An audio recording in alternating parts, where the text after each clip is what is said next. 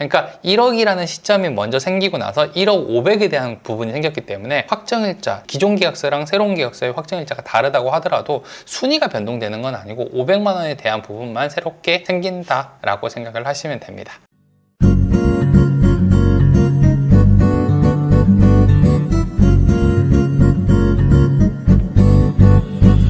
네, 안녕하세요. 버튼홍입니다. 오늘은 이 전세 재계약이랑 확정일자 이 내용에 대해서 좀 얘기를 해드리려고 영상을 켰습니다. 사실 이 내용은 진짜 많이 물어본 내용이라서 제가 진작 정리를 하려고 했는데 생각보다 시간이 좀 오래 걸렸네요. 일단 확정일자에 대한 해석이 굉장히 많이 있기 때문에 헷갈려 하시는 분들이 많고 저한테도 상담을 굉장히 많이 주시는 내용이기 때문에 제가 정리를 해가지고 이야기를 해드리도록 하겠습니다. 자, 일단 확정일자에 대한 해석을 한 3가지 정도로 나눌 수가 있는데 요 3가지 정도로 생각을 하시면 될 것 같아요.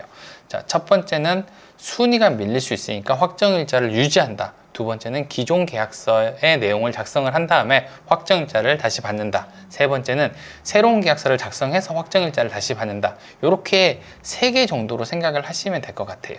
대부분 다 요 3개 안에서 다 물어보기 때문에 요 3개를 정리해 드리도록 하겠습니다. 우선 요 내용을 설명하기 전에 알아야 되는 게 확정일자가 뭔지에 대한 부분들을 알아야 되는데요. 확정일자에 대해서 기본적으로 좀 설명을 해 드릴게요. 확정일자는 내용이 이렇습니다. 확정일자란 증서가 작성된 날짜에 주택임대차 계약서가 존재하고 있음을 증명하기 위해 법률상 인정되는 일자를 얘기한다. 이렇게 보시면 돼요. 그러니까 쉽게 얘기해서 확정일자를 찍었다라고 하면은 이 계약서가 이 날짜에 존재했다라고 하는 확인 도장 정도로 생각을 하시면 됩니다. 확정일자는 뭐 수정을 하거나 없앨 수 있는 그런 게 아니라요. 그냥 확인 도장이에요. 그래서 존재했다. 이 정도로 해석을 하는 거지 뭐 다른 의미가 크게 있지는 않습니다. 대신 확정일자가 있다라고 하면은 이 계약서가 이날 존재했으니까 우선 변제권을 주장할 수 있다라고 해서 대항력이 있는 상태에서 우선 변제권을 주장을 할 수 있는 거죠. 그래서 이 이야기가 시작이 되는 거예요. 첫 번째 것부터 한번 볼게요. 순위가 밀릴 수 있으니까 확정일자를 받지 말자, 받지 말아라. 이런 내용들을 많이 듣습니다. 이 경우에는요, 보증금을 증액하지 않은 경우에는 사실 확정일자를 그대로 가지고 있는 게 제일 좋습니다. 다른 해석의 여지가 없기 때문에 그냥 이 확정일자가 내가 우선 변제권을 받을 수 있는 날짜다 이렇게 생각을 하면 되는데, 증액이 있는 경우에는 증액한 금액에 대해서는 우선 변제권이 주어지지 않습니다. 그러니까 기존에 있던 보증금이 1억이다 라고 하면 이 1억에 대해서는 우선 변제권이 있지만 나중에 증액했던 500만 원에 대해서는 증액에 대한 부분들은 보호해주지 않기 때문에 증액을 하는 경우에는 확정일자를 다시 받아야 됩니다. 하지만 사람 성향상 어떤 분들은 나는 건드려서 다른 해석의 여지를 좀 두고 싶지 않다. 그러니까 안전하게 가장 큰 금액을 지키고 싶다라고 하시는 분들은 이 방법을 사용하시는 것도 괜찮은 방법이에요. 근데 아무래도 뒤에 보증금까지 좀 보장을 받고 싶어 하시는 분들이 훨씬 많기 때문에 증액을 하게 된다라고 하면은 이 방법을 사용하시는 거는 증액한 보증금에 대해서는 보호를 받기는 어렵습니다. 두 번째는 기존 계약서에다가 내용을 작성을 하고 확정일자를 다시 받는 이런 방법인데요. 요거 같은 경우는 설명을 하기 위해서 확정일자에 대해서 제가 아까 얘기했던 걸 기억해야 되는데, 확정일자는 수정이 안 됩니다. 그러니까 기존 계약서의 내용이 그대로 있다라고 하면은 확정일자를 다시 받을 수가 없는데, 내용을 수정한 경우에는 확정일자를 받을 수 있게 돼 있어요.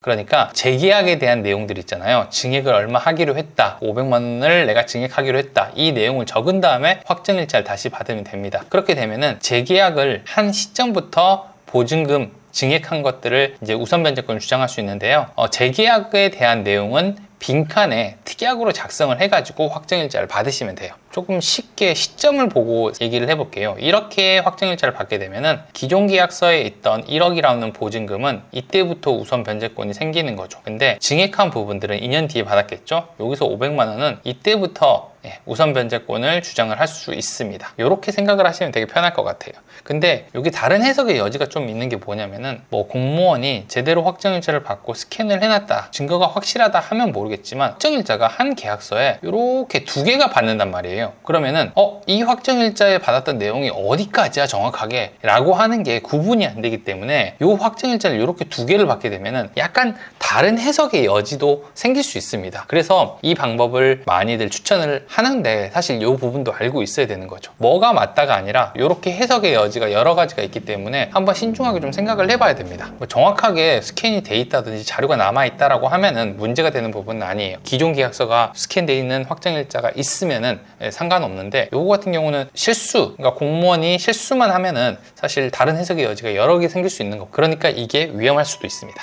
이번에는 세 번째 방법인데, 새로운 계약서를 작성하고 확정일자를 받는 방법. 요게 이 부분에 대해서도 또 설명을 해드릴게요. 확정일자를 받게 되면은 우선 변제권이 생깁니다. 그러니까 새로운 계약서를 쓰게 되면은 새롭게 우선 변제권이 생기는 건데요. 제가 처음에 확정일자에 대해서 설명을 할 때 수정이나 소멸이 되지 않습니다 라고 설명을 해드렸던 이유가 여기 있어요. 기존 계약서의 확정일자를 받아놨다면은 그 확정일자의 순위가 그대로 유지가 된다는 거죠. 그러니까 다른 해석의 여지 없이 여기에 대해서 유지를 할 수 있습니다. 그리고 새롭게 확정일자를 받았다라고 하면은 이 증액한 금액에 대해서 순위가 생기는 거예요. 쉽게 얘기하면은, 자, 1억이라는 금액에 대해서 여기서부터 확정일자가 생겼어요. 그리고 이날부터는 1억 500에 대해서 생긴 거죠. 이렇게 해석을 하시면 조금 편하실 거예요. 그러니까 1억이라는 시점이 먼저 생기고 나서 1억 500에 대한 부분이 생겼기 때문에 확정일자, 기존 계약서랑 새로운 계약서의 확정일자가 다르다고 하더라도 순위가 변동되는 건 아니고 500만 원에 대한 부분만 새롭게 생긴다라고 생각을 하시면 됩니다. 그러니까 새롭게 계약서를 작성을 하더라도 뭐 순위가 변동된다 이런 게 아니라 확정일자를 받아놨다 라고 하면은 순위가 밀리거나 변동되지는 않습니다. 여기서 또 마지막으로 좀 많이 물어보시는 게, 그러면 새로운 계약서는 어떻게 적어야 하나요? 라고 얘기를 하시는데요. 뭐 어떤 분들은 여기다가 증액한 금액만 적어야 된다, 아니면은 어떤 사람들은 전부 다를 적고 특약으로 내용을 적어야 된다 라고 얘기를 하는데요. 어떻게 적어도 크게 상관없습니다. 이때 중요한 게 뭐냐면은 기존 계약서를 가지고 있고요. 그 다음에 여기 이 특약 내용에 이 계약이 재계약서라는 내용, 기존 보증금이 얼마라는 내용을 자세히 기술을 해놓는다라고 하면은요, 해석의 여지가 다르지 않기 때문에 사실 크게 상관없습니다. 두 경우가 뭐 똑같다라고 생각을 하시면 됩니다. 계약서는 어떻게 적든지 간에 헷갈리지만 않게 적는다라고 하면은 괜찮습니다. 세 가지 경우 중에서 어떤 경우라고 하더라도 여기서 제일 중요한 건 뭐냐면은 기존 계약서를 잘 보관을 하고 있다. 이게 포인트인 것 같아요. 기존 계약서만 잘 보관을 하고 있으면은 이 부분에 대해서는 주장을 할 수 있기 때문에 우선 변제권이 밀리거나 아니면 순위가 밀려나는 그런 일은 없거든요. 그러니까 기존 계약서는 절대 보관을 잘 하셔야 됩니다. 제가 오늘은 확정일자와 재계약에 대한 내용들을 좀 정리를 해드렸고요. 다음번에는 좀 더 유용한 정보로 찾아오도록 하겠습니다. 구독과 좋아요, 알림 설정은 꼭 해주시고요. 감사합니다. 저는 버튼홍이었습니다.